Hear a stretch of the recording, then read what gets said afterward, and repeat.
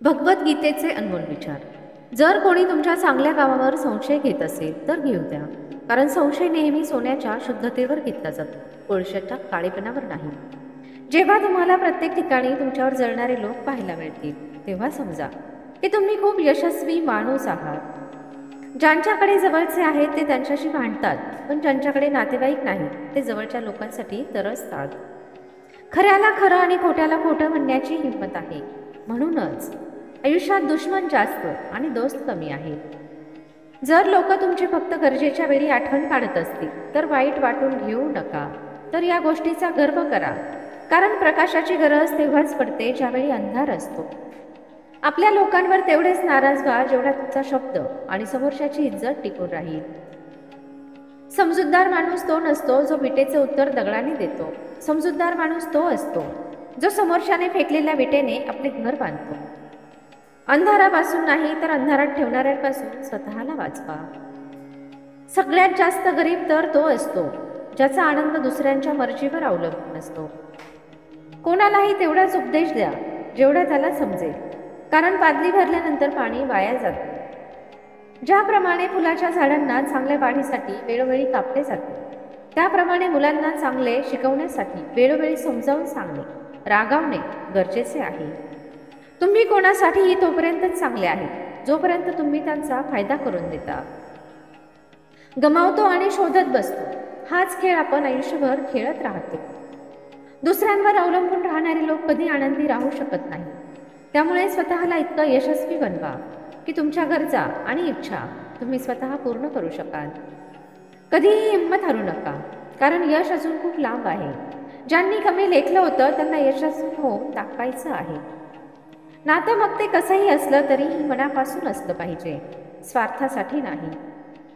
तुम्ही अशा माणसाचा शोध घेत असाल जो तुमचं आयुष्य बदलून देईल, तर आरशामध्ये पहा, कारण तुमच्याशिवाय दुसरं कोणीही या जगामध्ये तुमचं आयुष्य बदलवू शकत नाही. तुम्ही स्वतःला इतके व्यस्त करून घ्या की तुम्हाला चिंता करायला वेळच नाही मिळाला पाहिजे. आयुष्यामध्ये ज्यांनी तुम्हाला तुमची वेळ पाहून कमी लेखलं होतं, एक दिवस असे यश मिळवा की त्यांनाही तुम्हाला भेटावं लागेल तुमचा वेळ मागून. जर तुम्हाला असे काही करायचे असेल जे तुमच्याजवळ नाही, तर तुम्हाला काहीतरी असे केले पाहिजे जे तुम्ही कधीही केले नाही. नेहमी अशीच लोक मन तोडून जातात जे सुरुवातीला खूप प्रेमाने बोलतात. आयुष्यामध्ये असा ॲटिट्यूड ठेवा की जो ज्या भाषेत बोलतो त्याला त्याच भाषेत उत्तर देता येईल. लोकांनी ओळखणं बंद करण्यापूर्वी आपली ओळख बनवली पाहिजे. तुम्ही कितीही चांगले माणूस असले तरीही कोणाच्या ना कोणाच्या नजरेत तुम्ही वाईट असता. एकटे बसून रडणं मृत्यूपेक्षा कमी नाही, जिथे प्रश्न पण आपलेच असतात आणि उत्तरं सुद्धा आपलीच असतात. मनाने स्वच्छ आणि खरे बोलणारे लोक नेहमीच एकटे पडतात, आणि हेच सत्य आहे आयुष्याचं. चुका कितीही करा त्या तर सगळ्यांकडूनच होतात, पण कधीच कोणाबरोबर चुकीचं वागू नका. कोणतीही नवी सुरुवात करताना थोडी भीती वाटते, पण एक गोष्ट लक्षात ठेवा, सफलता ही नेहमी खूप अडचणी आणि संघर्षानंतरच मिळते. गुरुकडून ज्ञान शिका, वडिलांकडून संघर्ष शिका आणि मनापासून संस्कार शिका. बाकी सगळं तर हे जग शिकवतं. तुमच्या सफलतेचा रुबाब आई वडिलांना कधीही दाखवू नका, कारण त्यांनी तुमचं आयुष्य हरवून तुम्हाला जिंकवलं आहे. कधीही परिस्थितीच्या हातातलं खेळणं बनू नका, कारण तुमचं नशीब बदलवण्याची ताकद तुमच्यामध्ये आहे. गरजेला कधीही अंत नसतो. तुमची एक गरज पूर्ण झाली की लगेच दुसरी गरज समोर उभी राहते. तुमच्या खोट्या आणि वाईट गोष्टींची जे स्तुती करतात तेच तुम्हाला बर्बाद करतात.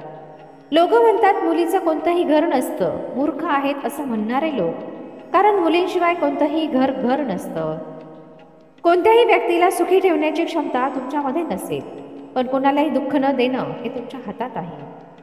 जो माणूस स्वतःसाठी नियम बनवून आजचे काम आज करतो, तो एक दिवस जगावर राज्य करतो.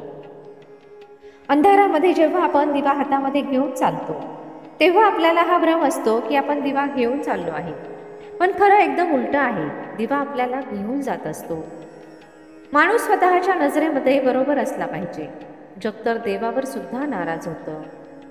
तुम्हाला जर वाटत असेल तुमचा कोणीही शत्रू नाही, तर थोडंसं यशस्वी होऊन पहा. तुमच्यासमोर शत्रूंची रांग लागेल. लोकांबरोबर नातं निभावून एकच गोष्ट शिकायला मिळाली की जर कोणाची प्रमाणापेक्षा जास्त काळजी घेतली तर तो तुम्हाला कचरा समजायला लागतो. विहिरीमध्ये जाणारी बादली पण खाली वाहून जाते आणि भरूनच बाहेर येते. आयुष्याचे सुद्धा हेच गणित आहे. जो नम्रपणा दाखवतो सगळं मिळवतो. जेव्हा लोक तुमची नक्कल करायला लागतील तेव्हा समजून घ्या की तुम्ही सफल होत आहे. समोरचा व्यक्ती बोलतो त्यावेळी गप्प राहा, पण प्रत्येक गोष्ट नोटीस करा. काही लोक इतकं भोळं बनून बोलतात की जसं काही त्यांच्या मनात किती खोटेपणा आहे हे आपल्याला कळत नाही.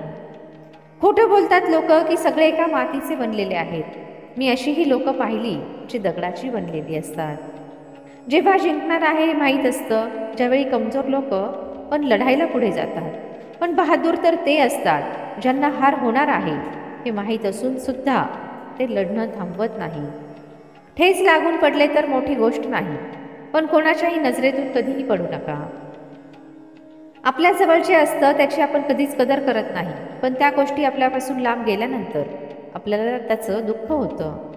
जे लोक खूप कमी बोलतात ते लोक त्यांच्या आवडीच्या व्यक्तींसमोर जास्त बोलतात तर सगळ्यांसमोर, पण भरोसा कोणावरच ठेवत नाही. काही लोक आपली कदर करत नाहीत कारण आपणच त्यांना या गोष्टीची जाणीव करून दिलेली असते की आपण त्यांच्याशिवाय राहू शकत नाही. कोणासाठी इतकंही खाली पडू नका की ज्याच्यासाठी खाली पडले त्याने उभं करण्यासाठी नकार द्यावा. नशीब सुद्धा बदलेल आणि वेळ सुद्धा बदलेल. तुम्ही फक्त हिंमत हारू नका. हातावरच्या रेषा बदलायला वेळ लागत नाही. महाग इतकेही बनू नका की लोक तुम्हाला ओळखू शकणार नाहीत, आणि स्वस्त इतकेही बनू नका की लोक तुम्हाला नाचवत राहतील. माणूस बोलत नाही तर त्याच्यावर असलेली परिस्थिती बोलते, आणि जेव्हा परिस्थिती नसते तेव्हा माणूस कितीही बोलला तरी त्याचं कोणीच ऐकत नाही. इतकं पण गप्प बसू नका की तुम्हाला प्रत्येक गोष्टीतच गप्प बसवलं जाईल.